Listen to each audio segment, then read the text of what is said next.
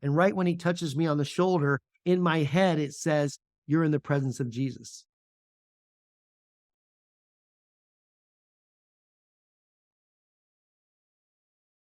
I'm freaking out.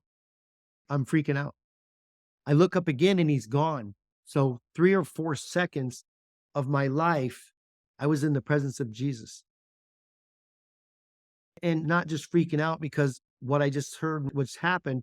I didn't know him. I didn't know him that well.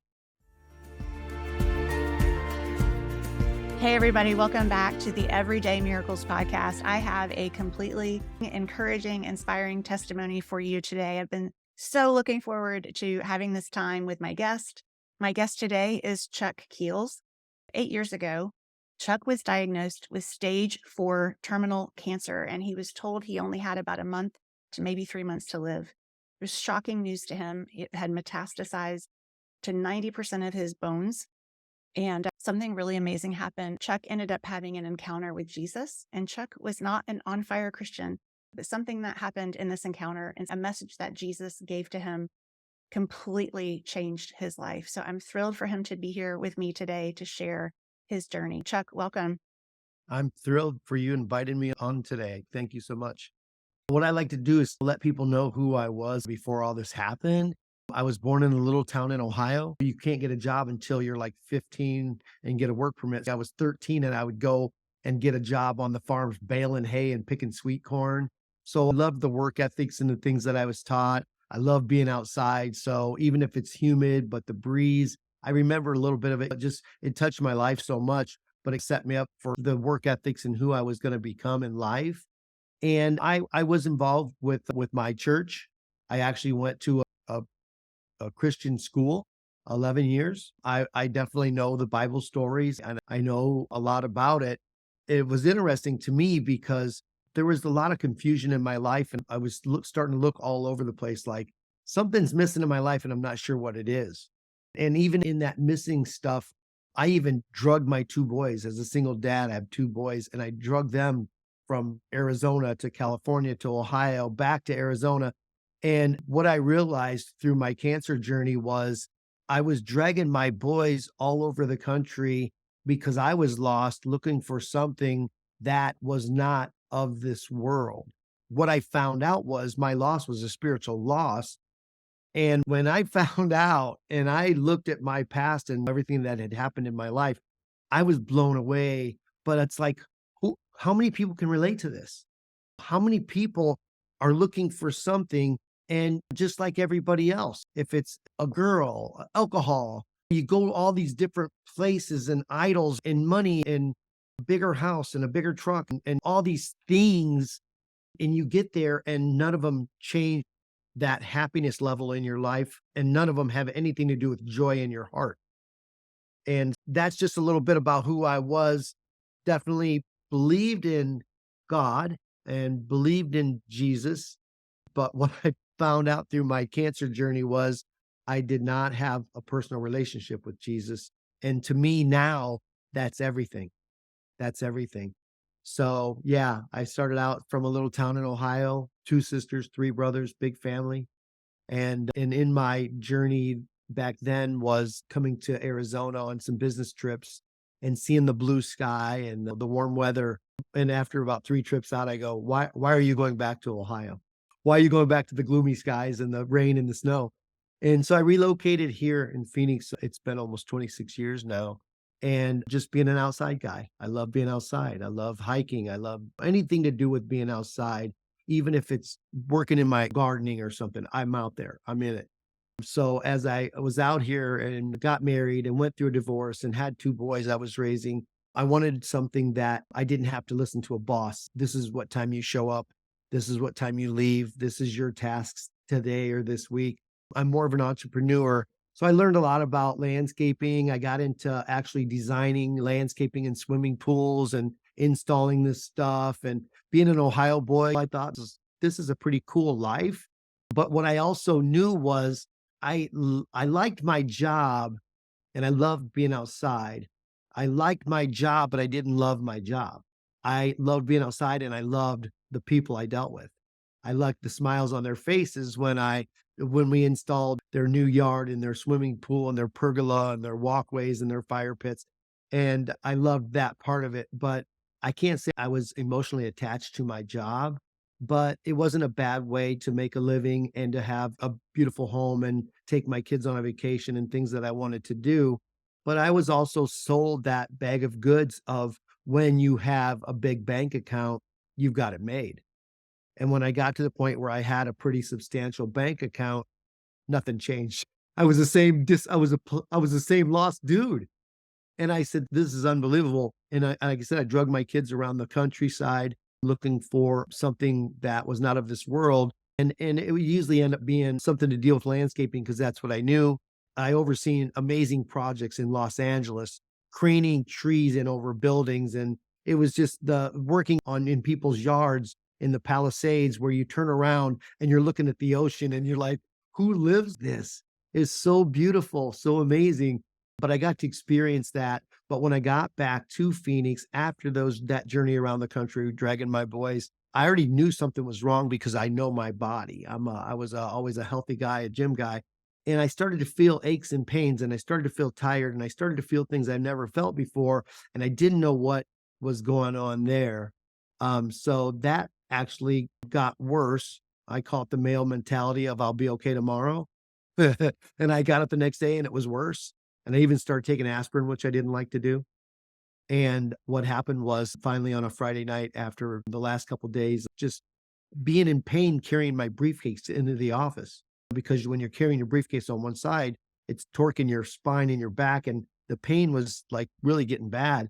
So on a Friday night after I took my boys out to eat, I went to the emergency room. So I said, I got to find out what's going on here. And I ended up in an emergency room in Gilbert, Arizona. And to say my life changed is an understatement. They start running scans and tests to find out what's going on in my body. The first thing that comes back fast these days is an x-ray because it's a computer. They run it and it's, hey, we got your x-rays back already. I'm like, in the old days, they send them off and you get them back 3 days later, but now they get them right away. And the emergency room doctor said, this is interesting. You got 2 fractured vertebrae in your back. And I said, wait a minute, what? I've got 2 fractured vertebrae in my back. I haven't fallen and I'm still walking around with a broken back. Who does that? And she, oh, it's not that uncommon what we're seeing, but we've got to wait for the rest of the scans to come back to get deeper into this. And at 2:00 in the morning, my curtain gets pulled open. My ER doc comes in, shuts the curtain, pulls a chair up right next to me. And she's looking at me and she says, Chuck, I got bad news. She says, everything you're experiencing, that's going on is all cancer related. And that's the first time I heard the cancer word. That's the first time I call it the little c, because Christ is my big C, but the little c is cancer. And that's the first time I heard the little c and my head starts spinning. And she said, we're bringing in a specialist tomorrow to do the biopsies and find out what exactly is going on. And specialists came in and did the biopsies and sent me home waiting for the results. And 3 days go by and we already know it's cancer. And I'm melting. The pain going through my body was unbelievable. I was losing weight. My hair was thinning. And by this time, they even had me on pain meds. And right away, they went all the way to the top level of liquid morphine. Take a shot of this every 4 hours and just numb yourself up and wait. We're waiting for the results to come back. And day 3, they call and I go back into the doctor's office and the doctor looks at me and he says, I cannot believe you just walked in here. And I said, okay, what's going on? He said, I've never seen scans like this and the person's still walking around. He says, the nuclear bone scan that we did, it shows that the cancer started in your prostate. And if you leave it go long enough without treating it, it goes to where it's fed. And once it gets out of the region where it starts, that's when it goes to level 2, level 3, stage 4. And he says, you're at stage 4. He says, you've got cancer in 90% of the bones in your body. And the scans, my skeletal system, it's all black from cancer. And I'm looking at this and I'm like, how can this be? And I'm feeling the pain and I feel what's going on inside of me. And he says, Chuck, he says, I'm sorry, but this is so far along. There is nothing the medical industry can do at this time. He says, you might have 3 months to live. So your head's spinning. You prepare for everything in your life, your kids' graduations and weddings and an anniversary, and you prepare for all these things and you're ready for them.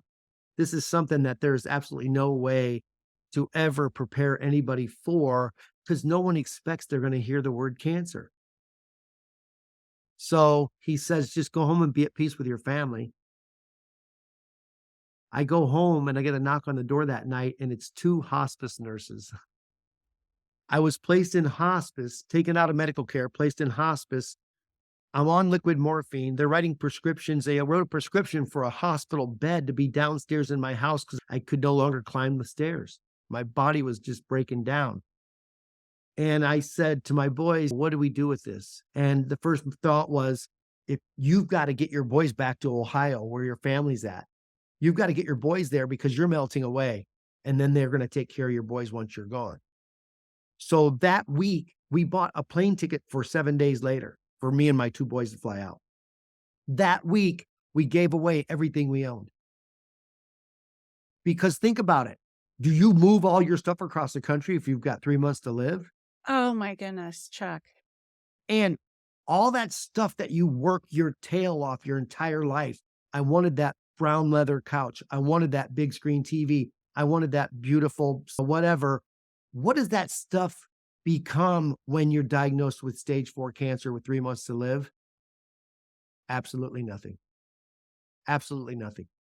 It was so big in my life that I worked my tail off and even missed some of my kids' sporting events and stuff like that. No, I got a job. I got to work, got to build that bank account. For what? For what?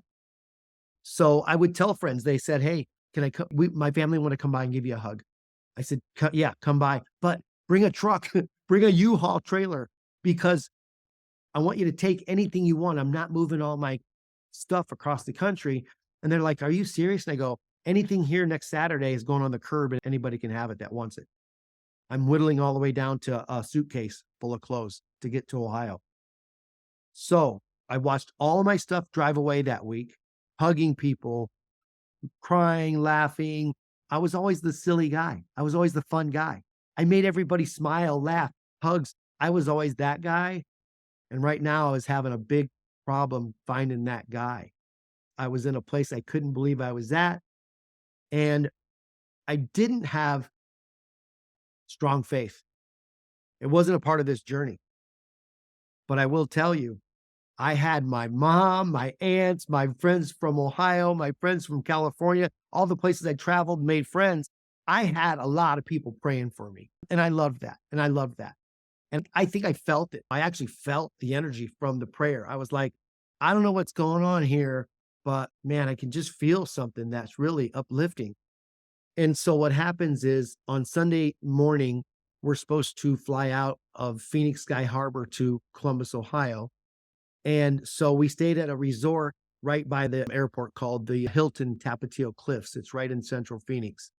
And we stay there that night. And the next morning, I get up and I head down the hall and something pops and I hit the floor.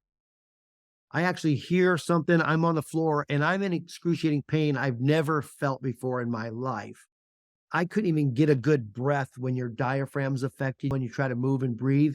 I couldn't even move. So first thing was the hotel security shows up and then the fire department shows up and 8 guys get me on this. It looks like an IKEA bag and get me down some steps onto a gurney and into an ambulance. And every bump and every budge, the pain was shooting through my back and my head. And I just couldn't believe what was going on. I couldn't believe what I was feeling in my back. And the only thing I could think of was somebody stabbing me in the back with a knife and running it up to my head because I could not even budge. It was that painful. And they get me in the ambulance. The ambulance takes me to the closest hospital, which is about a mile from the resort, called John C. Lincoln Hospital in central Phoenix. And at John C. Lincoln Hospital, they start running scans and tests. And they say, okay, you just suffered a compression fracture. So your spine in two of the places that were already manipulated by the cancer and damaged completely collapsed within the nerves and everything. And so that's where the pain was coming from, was all of a sudden everything in that area was completely wrong. It was bad. It was not good. And so they're running scans and tests, and they brought in a cancer doctor. They brought in two spinal surgeons. They brought in a house doctor, and they're looking at all of my files. They're looking at all my scans and everything. And they come in my room about day 3 that I'm there, and they're like, "Okay, we're looking at this, and we talked about it. We have a plan." And I said, "You have a plan? I was already in hospice. Tell me about this plan." And they said, "Well, here's the deal.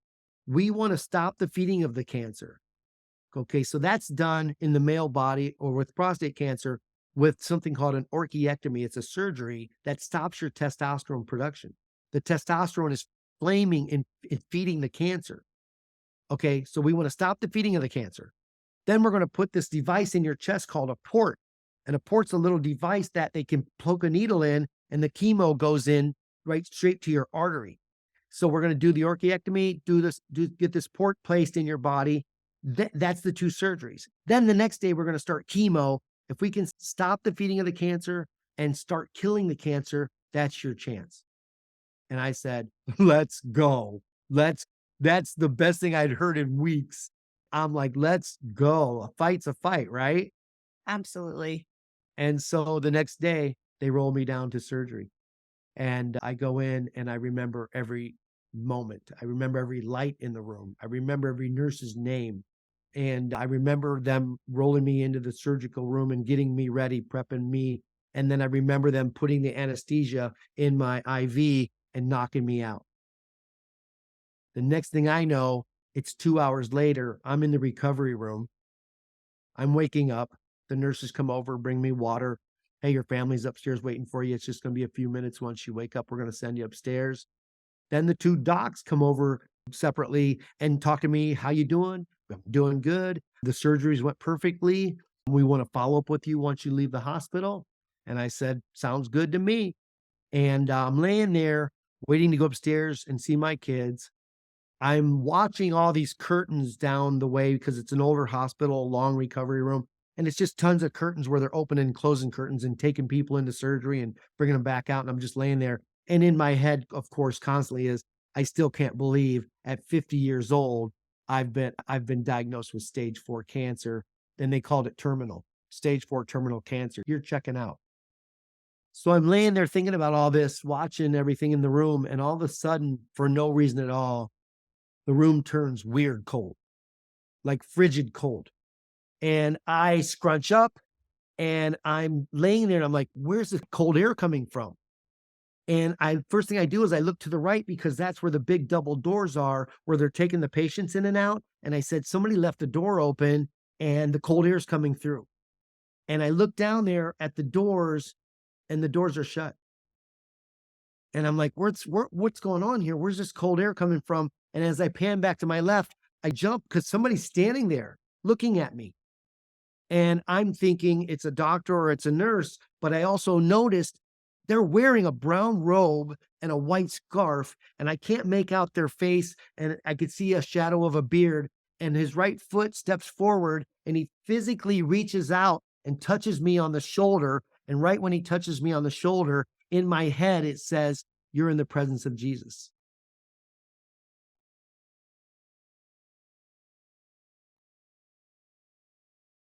I'm freaking out. I'm freaking out. I look up again and he's gone. So 3 or 4 seconds of my life, according to what I just heard in my head, I was in the presence of Jesus. And not just freaking out because what I just heard and what's happened, I didn't know him. I didn't know him that well. I knew of him. I didn't know him, right? And me being that landscape designer, Mr. Problem Solver, nothing, when something enters, it doesn't leave. It's like, how do you fix this? What's going on here? What's going on here? And the same thing just happened with this experience. My head starts spinning. What was this? And why me? Why me? This confused guy about life, lost in some areas, still fun guy, smiles and hugs people, but why me? And what happens is they roll me up to my room and the nurses come in, and there's two nurses and they've the little white paper cups, and they're like, it's time for your meds. So here's your steroids for shrinking the tumors. Here's your bone strengtheners.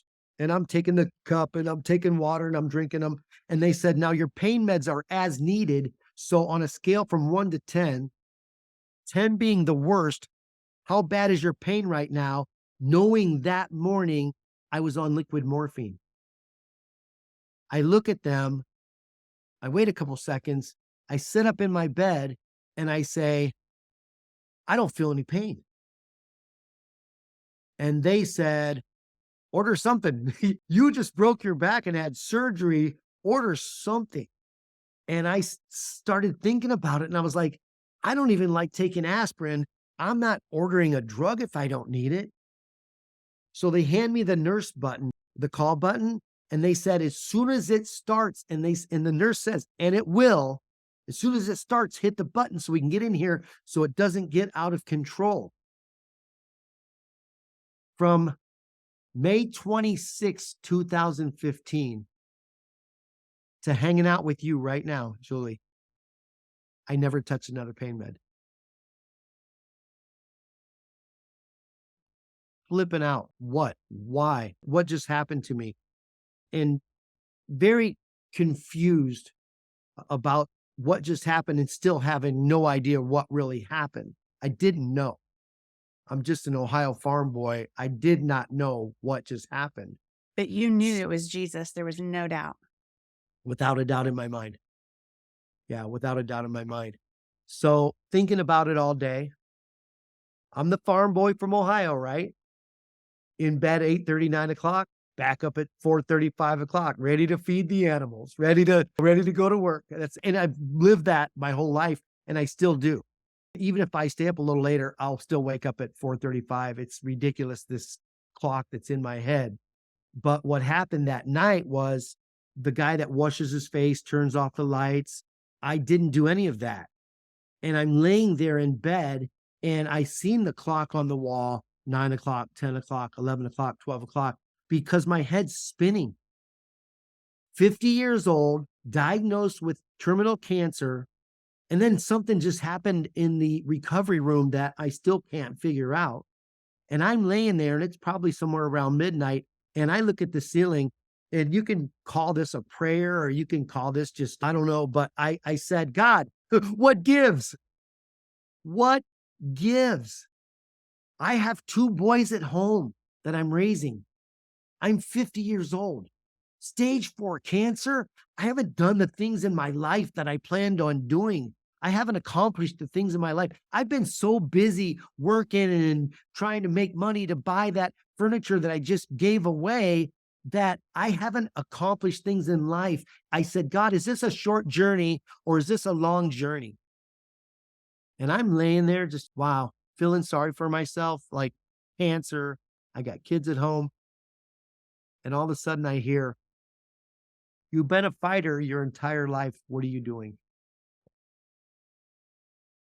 Yeesh. Man, I know. That's right. And a couple seconds go by and I hear, as long as you're alive, be fully alive. I was like, wow, wow. I sit up in the bed. I kicked my feet off the side. I grab my IV pole. It's putting all the fluids and stuff in my body. And I go and I said, I'm going to go wash my face. I'm going to go end my day like I'm supposed to. I'm going to stop feeling sorry for myself. And what happened, Julie, was I went towards the bathroom, and I went past the bathroom into the hallway, and I started walking at a snail's pace. I'm down 38 pounds. I'm melting away from cancer. I've got broken bones. I've got cancer all through my body and even some spots in the back of my brain. I'm a mess. I'm a physical human mess. And I start walking at a snail's pace and walked 2 laps around the hospital floor with no pain. With no pain. Even the staff was like, what are you doing out of bed? Without physical therapy, without somebody helping you down the hall. And I said, I feel pretty good. I was in no pain, but I was exhausted. I made it 2 laps. I got back to the room. I washed my face. I turned off the lights. I get in my bed and I look at the ceiling and I go, thank you. Thank you, God. I needed that. I don't know what's going on. I don't know what happened today, but I know that I'm not feeling pain anymore after what I was just going through for the last few weeks. I know you did that. And whatever you've got going on in my life, I am 100% in. I'm in. Surrender, whatever you want to call it, I'm in. And I said, I'm exhausted at 50 years old. I'm exhausted at trying Chuck's plan his entire life. Oh, Chuck's plan's good enough. Don't have to go to church. Don't have to listen to somebody else. And bumping my head into the walls for so long, I'm exhausted. God, you take over. You take over. So, Julie, the reason why May 26, 2015, I will never forget for 2 reasons. One is I was in the presence of Jesus. He showed up and touched me on the shoulder. I didn't know what it meant yet, but he touched me on the shoulder. But that night, that conversation at 50 years old was the first time I had established a personal relationship with Jesus Christ. I knew it was just a relief or a feeling of freedom. At the time, I had no idea. I had no idea what he had planned for me and what was going to happen next. Okay. What I realized over the next couple of weeks, and I started chemo. This is next. Now we start the chemo, right? And I won't get into it too much. No, I want to ask you though, this plan, when they decided to start treating you, just to clarify, this wasn't the plan. The goal was not to heal you. The goal was just to extend a few months, correct? Oh, the information I was given was if a male at 50 years old goes through a journey with any type of prostate cancer of level 2, 3, or 4, their lifespan is less than 2 years. If they can keep you around for a couple years and enjoy your family and go on a vacation, I don't know what they have planned, but that's really a lot of the medical industry is if we can just keep them around for a little bit and enjoy their family, enjoy life. But most people are so stressed and confused that they don't enjoy that time period. And this is something we'll talk about in a little bit because of what I do now. But what I realized is I'll tell you about the chemo. So the first chemo session was at that hospital. The first session was there. The next ones were going to be out of there because I went to the Mayo Clinic for 3 weeks to rehab me back into society. And they're still freaking out because you don't go from stage 4 cancer, broken bones in your body, into the hospital with broken bones and your spinal collapse, and then go back home. Most people don't make it back home. They go to a facility, and a lot of times it's a hospice center, and they don't make it back home. And I'm like, I miss cooking dinner for my boys. I miss taking my kids to sports. I miss these things. And my family and people around me are like, dude, you've lost your mind. You don't go from what you're doing back home. And I was at John C. Lincoln for 10 days. And in those 10 days in my head, I already said, I'm going to make it through this. The mindset changed already. I'm making it through this. I wasn't even in doubt. But I'll tell you what happened with the chemo, the first session. You sign all the paperwork, you're going to get chemo. You sign all the paperwork. Okay. Then the 2 nurses come in. They come walking in my room and I look up and I can't believe what I'm looking at. They have on welding masks, scrubs from head to toe, and lead protected gloves from their fingers to their elbows, holding this little bag of clear stuff. And I'm looking at this and I'm like, wait a minute. You can't get a drop of that on your body, but you're going to put that in me? That's called chemotherapy. That's a chemical. That's a product that's designed to kill cancer. But the problem these days is it doesn't know the difference between a cancer cell and a healthy cell, and it kills everything. And if you know anybody that's going through treatment, you know what I'm talking about. Or if you've been through treatment, you know what I'm talking about. It goes in there and it starts causing havoc. Okay. So that's my experience starting chemo. Then they moved me over to the Mayo Clinic. And I was at the Mayo Clinic for 3 weeks. And the Mayo Clinic was my place. It was my turnaround in life. The chemo, everybody, they go through chemo differently. I've got people that still work. I wasn't that guy. I would get chemo and I stood up and I made it 5 steps to my doorway and I barely made it back to my bed and laid down and slept for 5 hours. Chemo kicked my butt. The chemicals in my body were just beating me up.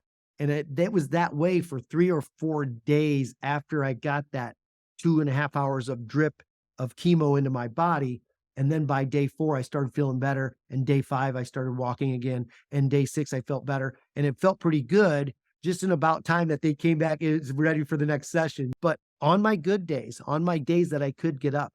So I was at the Mayo Clinic in Scottsdale. And if you Google Earth Mayo Clinic in Scottsdale, you'll see that there's nothing around it. It's in the desert up there. Okay. But I love desert. I'm an outside guy, right?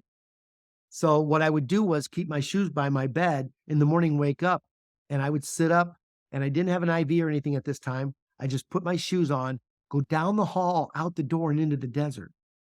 And not real far, but I love to hike. I love to be out there. I love the smell of the dirt. And what I really loved was looking at the McDowell mountain range right there and watching the sun come up. And it was May.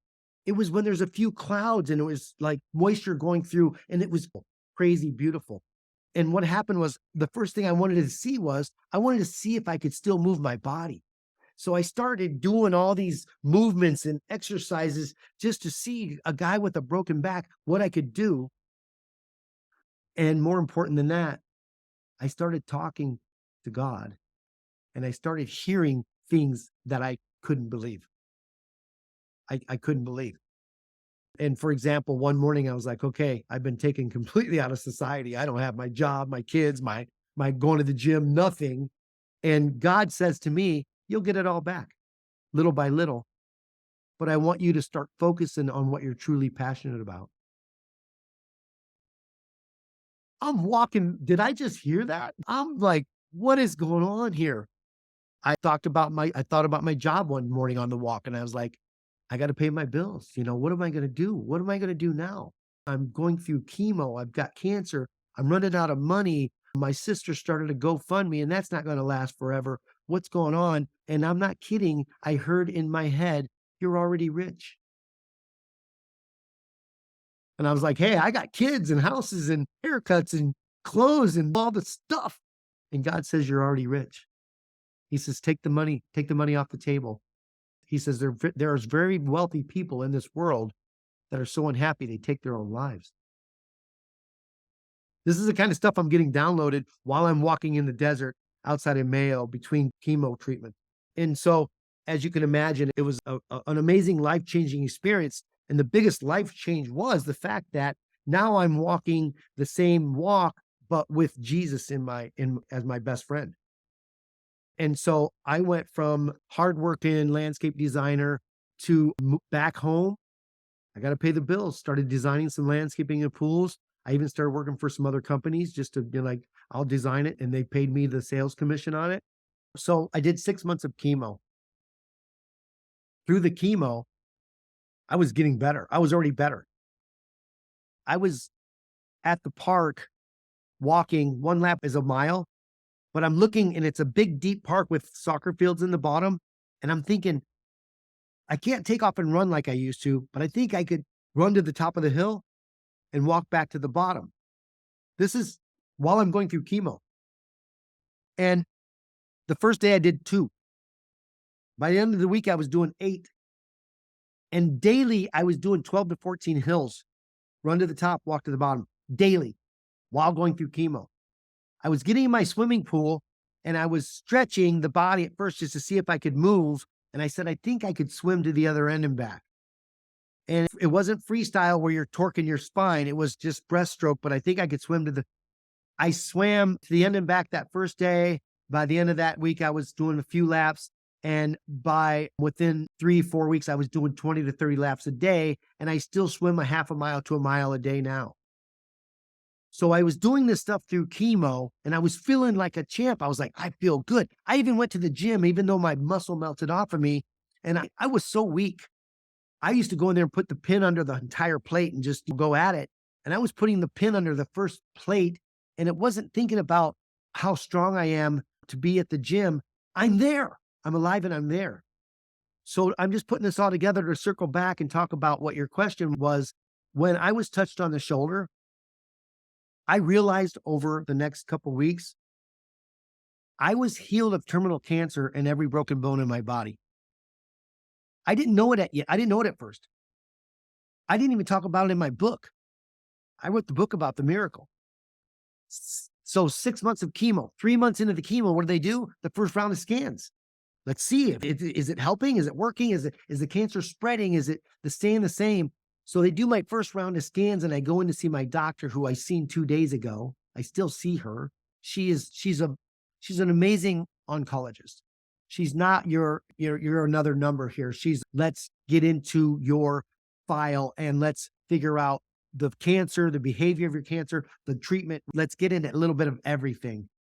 And I go in to see her on month 3 and they just did a scan and I walk in and she's smiling from ear to ear. And I said, "Hey, Dr. Ahmad, why are you smiling so big?" And she says, "I couldn't wait to see you today." She said, "I've studied cancer all over the world." She's from Pakistan. "I've studied cancer all over the world. I have never seen anything like this before in my life." She said, "Your journey's not of medicine. It's miraculous. Your scans are almost like a normal, healthy guy." And your bones? At the end of the 6 months of the chemo, they couldn't find any cancer in my body through all the scans, but they said I was razzing her a little bit. I was like, "I'm going to go do a mud run." And she, "No, you're not. You just had metastasized bone all through your body and you're fragile now. Your life has changed, but we're sending you down for another nuclear bone scan to see what your density and all that is, because maybe you can do something. We'll know what you can do and what you can't do." And I go to this place called the Core Institute. I meet with a bone cancer specialist and her assistant. They do my bone scans. I'm sitting behind them in their office and they're looking at my bones on a computer screen and they're talking back and forth. And pretty soon the doc looks back and she says, "Can you see the screen?" And I said, "Yeah, but I'm not a doctor. It looks like a skeleton, right?" Yeah. And she said, "Scoot up closer. I want to show you something." So she starts zooming in on the problem areas, the lower spine, the pelvis, the places that were affected the fastest and the most, and where it was all black and cancer when the first scans came out. She zoomed in on stuff and she looked at me and she goes, "If I didn't know you and I hadn't seen your previous scans, I would think you're a liar because your bones are perfectly clean." Get out. What?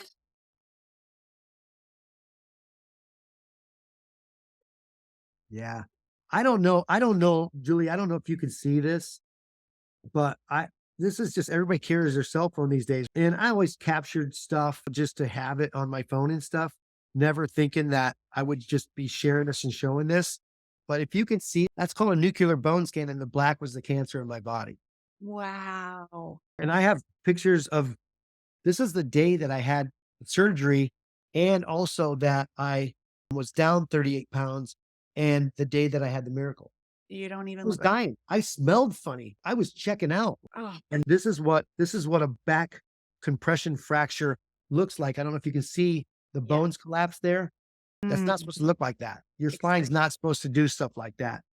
But I think somewhere on here also, and I should add more, I actually have some of the pictures from the last time I went to see the doctor. And she said, if I didn't know you, I think you're lying. Your bones are clean.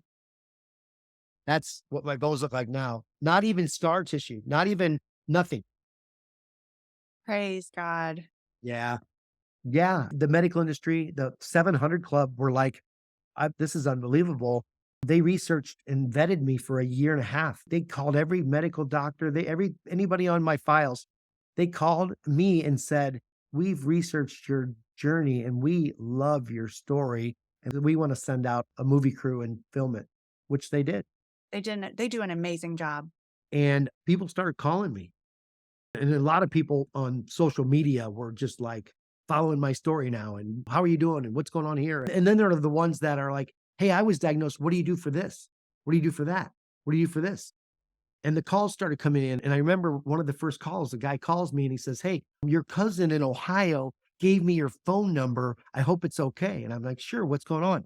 My wife was diagnosed with cancer. And I go, why are you calling me? I said, I'm a landscaper. You got the wrong guy. And they go, you survived stage 4 cancer. What did you do? And I started thinking about it. And I said, let me tell you my story. And I told my story. And when I was telling my story, it was the tears and I'm getting chills on my arms. I can't believe what I'm hearing. And then I said, what did I do? I prayed. That was big. It became a huge part of my life, just chatting with God, not just with my kids before bed, but all day. Watering my plants in my garden. I'm standing here. You're going to be standing here for 15 minutes. Why not chat with God? Just simple stuff. Driving to the next job site. You got 35 minutes. I'm stuck in traffic. Why not? Hey, God, what's your plan for me today? Hey, God, I got this going on. I'm scared.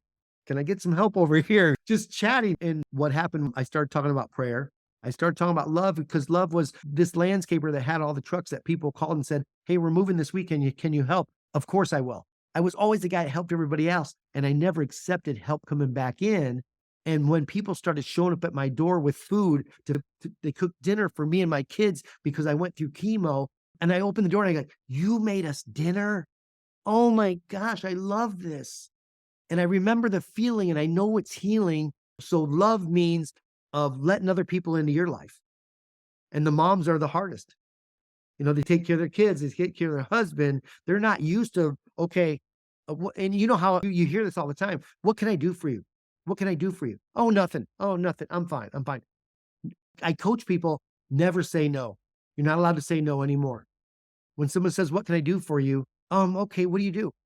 Can I come over and help you clean your house? Yeah, that would be cool. Can I cook your guys a meal? Yes. The yeses, and the cool thing about the yeses, it's really not for me. What I found out was when that person shows up and they're helping and they're holding me and hugging me and smiling, the blessing that they're giving back to me, it's healing, guys. It's healing. Prayer, love, juicing. Give your body some nutrition so it can do what it's supposed to do. God gave us this incredible immune system to fight all these things off. Let's fuel it. Let's give it what it needs. And if you're dealing with cancer and treatment and stress and worry about cancer and treatment, you need fuel in your body besides just regular food. And I don't get into the whole diet thing because I'm dealing with thousands of cancer patients around the world now, but I can talk about juicing. So that's what I've done. I've made it Ohio boy. Anybody can understand it. Get a juicer. This is what you're going to juice. As weird as this sounds, the stuff I put in my juice was downloaded to me from God. I was like, what do I juice? Beets, celery, carrots, ginger, Italian parsley. That's what I still use every day. I still juice every other day. Me and my boys, we love it. It's in the refrigerator right now. And people are like, why do you do that? And I go, I don't know. And when we started looking into the ingredients and what Italian parsley does in the body, it was like, whoa. So now if you go on my website, getupandlive.org, under the lifestyle section is the juicing and stuff in there. It says superhuman juice. It makes you like superhuman, right? Prayer, love, juicing. I love my frankincense oil. I didn't know anything about it. A friend was telling me about it. I read some medical articles and it helps strengthen the cells in the body and it helps detox and get stuff out of your body that you don't need in there. So I added that to one of the things I told people that were calling me about cancer. So now we got prayer, love, juicing, essential oils, frankincense, and move the body. Keep moving. Get off that couch. Get out of that bed. We call it get up and live. We've got it tattooed on our bodies. We say get up and live all day long because get up and live became not just the physical and the mental, but even can we get up and live spiritually? This is what I coach every day, and I watch it change people's lives. I watch it change people's lives. And so a lot of people say, so what are you doing now? Well, all these calls were coming in and I was volunteering for anybody that mentioned cancer. And people around me were like, you need to think about starting your own foundation.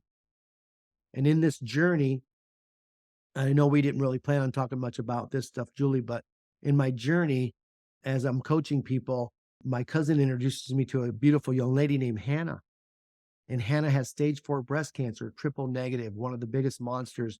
When it gets to triple negative, no, it's no longer hormone controlled. So they're trying all kinds of different treatments to slow this stuff down. And this girl's going through cancer and has all these other things that happened in her life, very troublesome, very strong things. And she's got a smile on her face. And I said, "Hey, I got to ask you, we're having coffee talking about cancer, and she wanted help. I had just published my first book about just my miracle. I didn't know what was going to happen next. I just knew that God had a plan for me, and I don't know what it was going to be, but I had a miracle and I needed to write a book about it. I did that and published it. And so part of our conversation was like about Hannah taking all these really tough things and writing a book about it. And so that was part of the conversation. And we're having these little coffee chats and stuff. And one of the days we're sitting there talking, and I just went through a double mastectomy. I have stage 4 cancer. Who's going to want to date me now? And here's Chuck sitting over there across the table. I really hope I'm on that list because she's so beautiful, physically, inside and out. Beautiful. And what I'll tell you about her is I asked her, I said, "You've been through all these things. You're writing a book about," listen to this, a move across the country with her 4 boys and her husband at the time. So you go to a new place from Pennsylvania to Arizona where you don't know nobody. New jobs, new neighbors, new churches, new everything, okay? Huge change in your life.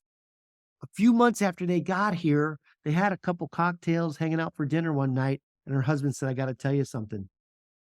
I've been cheating on you for 6 years." Devastating. Devastating. She said, "Let's fix it." He said, "No, I don't want to fix it. I want out." Move across the country, an unexpected divorce. She cried for 3 months and found a lump in her breast. A cancer diagnosis. She had to walk away from her job as an OR nurse because she was too tired from her treatment. And her best friend that she met a couple years earlier here in Phoenix, one of her first friends that she met here in Phoenix and was very close with and was a mentor to, committed suicide. So all of this traumatic things, right? I'm sitting there talking to her and she's got a smile and she's found her smile. And I said, I don't know how you do it. How do you do it? And she says, "Every time I hit rock bottom, I got closer to Jesus." And I was like, wow. And so I asked her out and she said, "I'll go out with you in one condition. You understand right now that you're number 2 in my life. Jesus is number 1. If this goes any further, you're always going to be number 2 in my life." And I looked right at her and I said, "Where have you been my entire life?" So me and Hannah date, get engaged, got married. It was such a divine pairing because it was so amazing and cool. We just needed each other. And we talked about life, and life was all there. The same things. We believed the same things and we wanted the same things out of life.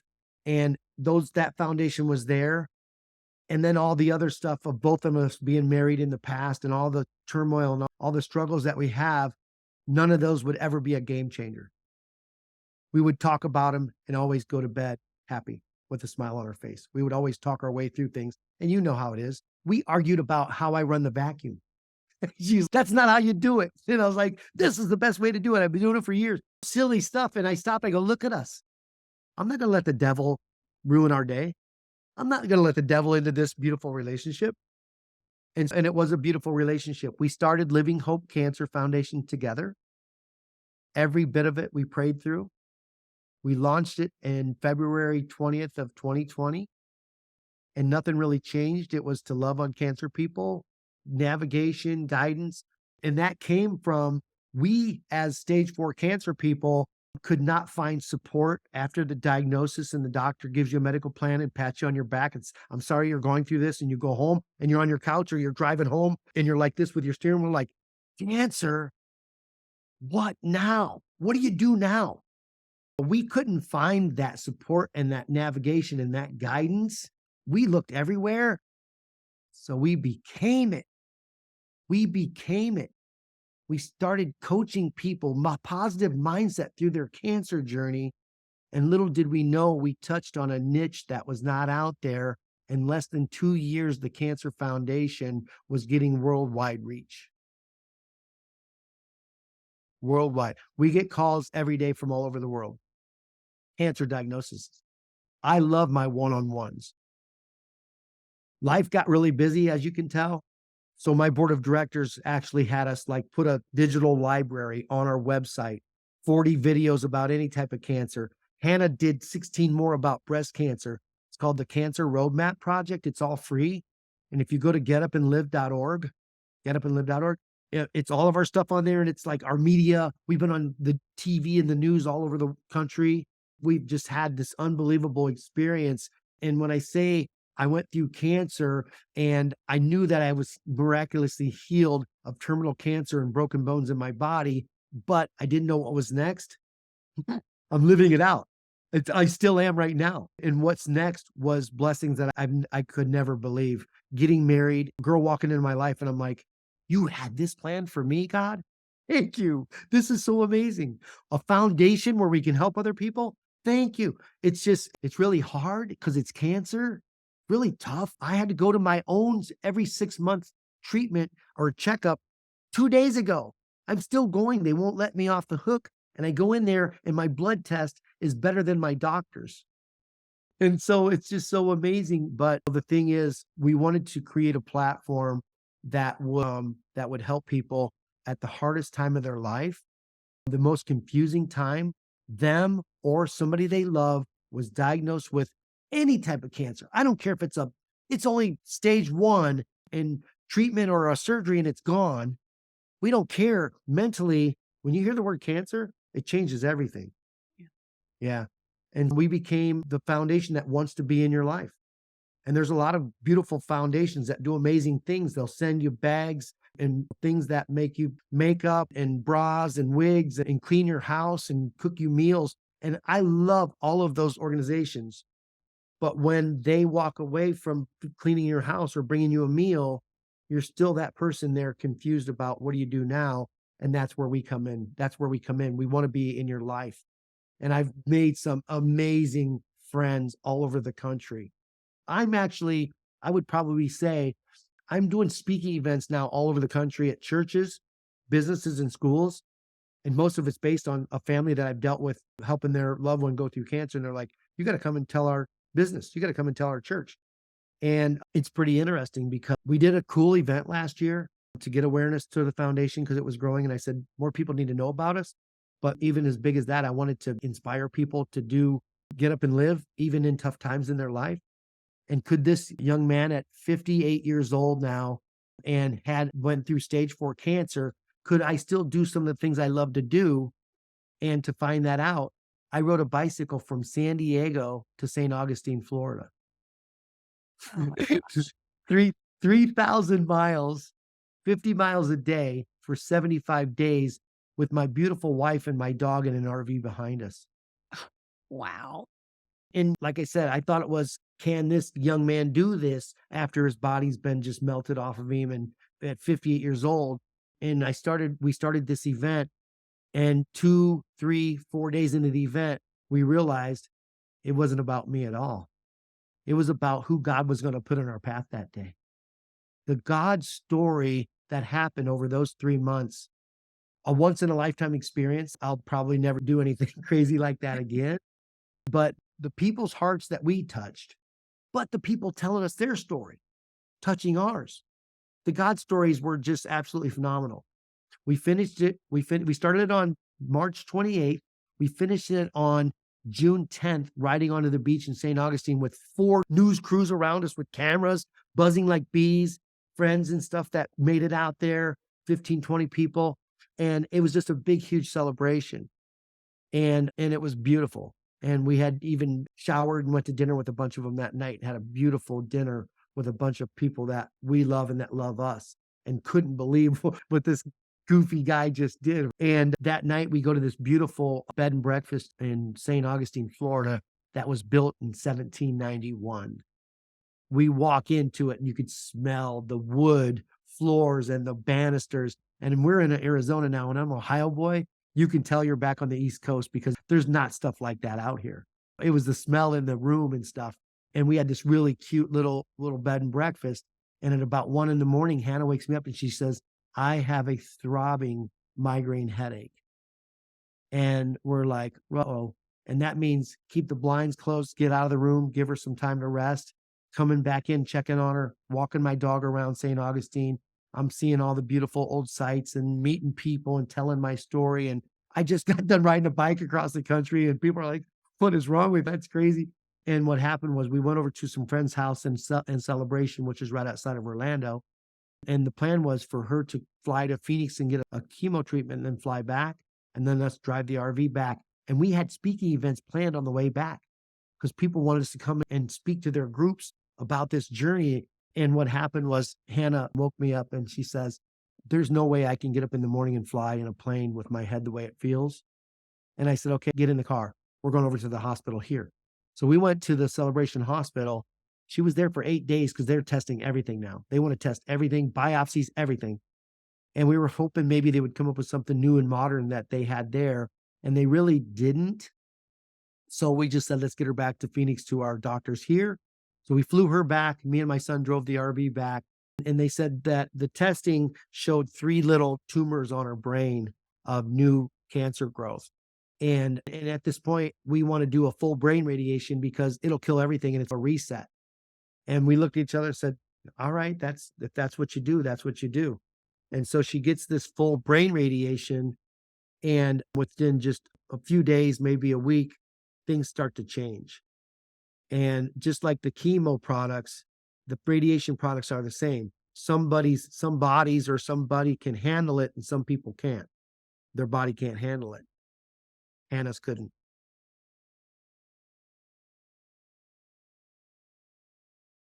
Over the next 4 months, I watched her body melt away.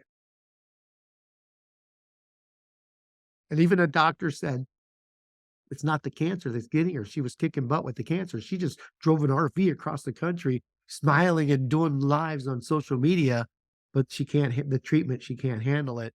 And on November 29th, I lost her. So sorry. Hardest thing I've ever experienced in my life. If I didn't have faith, I don't know if I could have gotten through it. And what happened right after she passed away was thousands of people all over the world calling me on Messenger, on email, on text, sad, but telling me the stories about how Hannah inspired their life, influenced their life, and brought them to Jesus. And I said, when we go, and we're all going to go, where nobody's getting out alive, could it be as beautiful as how she lived her life and how she touched people? And even now with all her videos on all of our stuff, how people are still getting inspired and in guiding through their cancer, even after she passed away. She's still touching people's lives. And it's the most beautiful. It's the hardest thing, but it's the most beautiful thing. Yeah. Yeah. But guess what? I find my peace because guess what? She's dancing in heaven with Jesus. She's not in pain. She's not going through cancer. She don't have a port sticking out of her chest or she was getting her treatment any longer. I prayed every day and put a frankincense down her spine and on her head and would just close my eyes and pray 3-4 times a day. And she would even laugh. I go, why are you laughing? She goes, you always have your eyes closed when you're doing that. I go, this isn't between me and you. This is between me and him. And I would pray over her body. I want her healed from head to toe, every cell, every little bit of her body. Dear God, just heal her up. I know you can do it. I know you got the power to do that. You healed me, heal her. And then I lost her. And the first morning on a walk without her, with my dog, I said, God, I prayed all day for healing, for complete healing. And in my head, I heard she got complete healing, just not the way humans see it. She's no longer in pain. She's no longer going through the crazy tough things of a human life in this world. she's with Jesus now, eternal life for the rest of her life, smiling and dancing and beautiful. So that's where I find my peace. And I hear her say, get up and live every day. I hear it every day. I hear Hannah, get up and live. Feet on the floor, man. I'm in my office. I'm at the gym. I'm at the pool, swimming laps in the morning to stay healthy and just breathe fresh air and the sunlight. And yeah, it's a tough journey without her, trying to figure it all out. But it's helping so many people. And so Living Hope Cancer Foundation is only 3 years old and it's already growing. It's a complete blessing. And like I said, in this journey of me speaking, me and Hannah had been planning on getting a camper van because we flew all over the country and the long flights and bad hotel beds and all this stuff. And about a month ago, I wrote a check for a camper van Wonderful. and I cried like a baby. Hannah was supposed to be standing there next to me. That was the plan. Yeah. And I wrote the check for the camper van. And in the next couple of weeks, I ripped it apart. I didn't like that really fancy stuff inside with the window curtains and covers and all that stuff. I ripped it apart. I pulled the drawers and the doors off and I painted them all fun moss green. I put them all back in and I hippied it up a little bit. I'm an outside guy, but I really made it with pictures of me and Hannah, a beautiful print that Vanessa did of Jesus in the van. And I've got one more trip where I fly to Nashville next month for a week of just amazing events and speaking and people and the stuff God's going to put in my path that I don't even know about right now that I always get excited about because I know it's going to be phenomenal. I've got one more flight. And then after that, I've got an event here in Old Town Scottsdale where we're actually displaying some of Hannah's artwork and we're going to have a benefit for Living Hope Cancer Foundation. And then after that, it's me and my dog and my coffee maker and my camper van. I love it. Well, let me know if you ever come to Charlotte. You have to let me know. No, I'm coming to Charlotte. I've got Hannah's sisters in Charlotte. What? I've got family there. We are going to plan a backyard barbecue and I will tell my testimony and I will hug people. And yeah, I will definitely come and see you. I'm excited. I'm excited. Awesome. And I've enjoyed, I want you to talk about your books, but I have another question before we get there. I've really enjoyed reading Hannah's pieces of your book. There's Get Up and Live, and there's a couple books I want you to highlight. Okay. So I think it's funny also to have landscaper and published author in the same sentence. You're a very talented guy. No, this is what happens when Jesus comes into your life. Everything changes, right? I wrote my first book called Hi, I'm Chuck, and it's about my miracle. And then I met Hannah and she was like, I've got all this information. I think I should write a book. And she wrote a book called Faith Like Skin. And Faith Like Skin is all those hard things I was talking about and how God helped her through it. And her friend that took her own life, her friend that committed suicide, they were on the phone one day and she's, Hannah, I wish I could be like you. I wish I could have faith like skin. You just show it. The glow, everything. Hannah loved when she said that, and that became the name of her book. After Hannah passed away, I got a tattoo. It's Hannah and her book cover, and it says Faith Like Skin. Oh. And that was from a picture I took of Hannah on our honeymoon on the beach in Oceanside, California. And you know how everybody, the sun's setting, and I go, okay, move your hand, move it up, move it down, right there, hold still. And I took this picture, and it's absolutely gorgeous. And it's beautiful Hannah holding the sun. And she used it on her book cover, Faith Like Skin. And I love that because when we took it, we were just having fun, not knowing God's plan was it's going to be your book cover.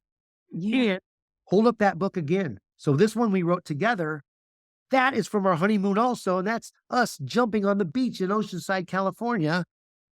Like I said, we took these photos 3 years ago, not knowing that it was going to be our book cover, not knowing that Get Up and Live was going to be everything that we put out there. And the reason why this is funny, coming back from some speaking events in Florida, I'm going to the airport and God says, read your own book. It's like, what? He says, read your own book. So I get on the plane, I get settled in my seat and I get up my own book and I start reading it. If you wrote a book 3 or 4 years ago, in time, things change. Yeah. And also, I didn't really remember everything that Hannah said because each chapter we're talking back and forth. And the book is phenomenal because the book is about 2 stage 4 cancer people and all the struggles and the ups and downs of dealing with a life experience like cancer, and how we still had joy Yeah. and how we leaned into our faith on the toughest times. And we're talking back and forth, and I'm reading the book and I'm laughing and I'm crying. And people around me are like, is this guy lost his marbles or what? Reading my own book. I actually read it. The lady next to me was reading a book, and I says, have you picked out your next book yet? And she goes, not yet. I go, you want to read mine? She goes, what do you mean? I go, I wrote this. And I finished it and I gave it to her. And I wanted her to read it and get up and live. And so they're on Amazon. You can look up my books on Amazon, but I encourage people to go to my website, getupandlive.org. Getupandlive.org is all the free cancer coaching stuff. There's a Bible plan on the front page of my website, of my cancer site. There's a Bible plan. But when you go into the store, that's stuff that we use to raise money for the foundation so we can continue helping thousands of people, and them and their caregivers never, ever pay a dime. That's our goal. Okay. So the books Wonderful. are on sale on our website. And if you buy it through my website, I get the notice. If you buy it from Amazon, it goes straight to you. If I get the notice, I sign it and send it to you. Thank you for that. I love that. Absolutely. Absolutely. Thank you for sharing that. Is there anything else you want to share about where I know you just one more time say your website for people? Yeah. So it's Living Hope Cancer Foundation. The website is getupandlive.org. And like I said, you go on the site, you guys, we have a lot of fun. We made our dog into a stuffed animal. His name's Jax. He looks The dog exactly is like still living. The dog. Yeah. no, look, he's right here. He's right Yeah. here. But we send these all over the country. We've sent out 300 to cancer patients all over the country. And then just some fun stuff. We made swag. So Get Up and Live. Oh, nice. And so we got the baseball hats, and we've got we call them bucket hats. Yeah. And all this stuff is on the site, and 100% of the profit goes to the foundation to help more cancer people. Amazing. Thank you so much. And I want to ask you, every day there are people that are hearing that word, that are receiving that news. And I'm sure there are people listening right now. I know I've talked to many that have heard about my podcast and they love listening for inspiration. But for someone like you who's been through this, what would you say to someone right now who is devastated? Their head is spinning. What would you say to them? So I was never the guy to talk about Jesus and faith and all this stuff. I thought, I don't want to be the nerdy guy talking about that stuff. And when I found out how it helped people and how it helped me through my journey, here's what faith is to me. When you believe in Jesus, when you believe that Jesus came here, suffered, died, and was buried, rose from the dead, and took away all of our sins, all of the crazy decisions and stuff that I did in my life, you're there for me now. You can go to him no matter what. There's a song, I run to the Father again and again. We're broken, we're human, but he's there waiting for you. And what I found out was my faith was what allowed me to say, you know what? I'm the guy riding around in my truck with my white knuckles, trying to control everything, my kids, my job, my relationships. And guess what? Now that Jesus is a big, huge part of my life and my best friend, I can't change these things, but guess what? How about if I give them all to you? I give them all to you. And when that happens, you guys, the stress, the worry, they always say, change the things you can and give the rest to God. It is so true. I lost my wife to cancer. I have kids. I have bills. I have every human thing just like you guys do. But the joy that I have in my heart now from walking with Jesus is absolutely incredible. And I want you to feel like I feel. I want you to open your heart and welcome him into your heart and feel the way I do. And not just the feeling, but read my books, go to my free website, listen to this podcast a couple times, because I'm telling you guys right now, I'm living it. I'm not a pastor. You know who Bob Golf is? I got to hang out with Bob Golf. And I said, Bob, you're not a pastor. What's your label? And he goes, I'm just a dude.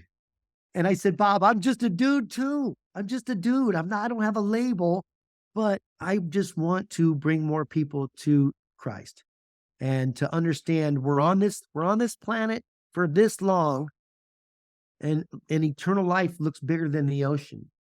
So how is important is it for us to focus on what's after this little time on this planet and eternal life, but also to feel the joy and enjoy this time while you're here? Yeah. So that's me. That's who I am. That's what I do. I'm just a dude. Oh, that's wonderful. So thank you. That was beautiful. Would you mind on our way out just praying a blessing over those that are listening I and would might be love going that. through this? I would love that. I would love that. Oh, dear Heavenly Father. First, I want to thank you for this moment. Me and Julie, we met and we had no idea what was going to happen today, but you knew. You you knew because you knitted us together in our mother's womb and you planned our lives. And that's just absolutely incredible. We want to thank you for the blessings. We want to thank you for the good blessings and the beautiful things that happen in our lives. But how about God if we thank you for the tough things and the challenges you put in our life for the specific reasons that we're growing through them? We're getting stronger. We're getting better. Change is necessary. We want to thank you for those blessings as well. I want to thank you for whoever turned this on today. I know that was your plan. If there's cancer in someone that they know or themselves, I'm praying for healing and comfort through that journey. If it's a medical situation, we're praying that you put the right medical people in their path that touch their lives, touch their body physically, touch their hearts. We just want to pray for just this opportunity to share our life journeys with the people that are on the podcast, the people that are tuning in, the people that are listening, and praying that our story of hardship and tough things in our life they can relate to and that touches and changes their life. We pray for all of the people out there that don't know you. I didn't know you. I do now. And I pray that you become their best friend. And we pray all these things in Jesus' name. Amen. Amen. Thank you, Chuck. That was beautiful. I've so enjoyed this today and so grateful that you're still here with us miraculously 8 years after hearing that and all that you've been through. So I'm just grateful that to hear your story and to share it. So thank you so much for coming. Thank you so much for inviting me on. I really appreciate it. I'm Yeah. honored. And I am going to be juicing some Italian parsley. I don't know what it doesn't just say. I will check out your recipes. There's so many free things on his website too, you guys. So please check it all out. God bless you. And thank you for listening today. If you have a miracle that you want to share with me, please reach out to everydaymiraclespodcast@gmail.com. Thank you and God bless.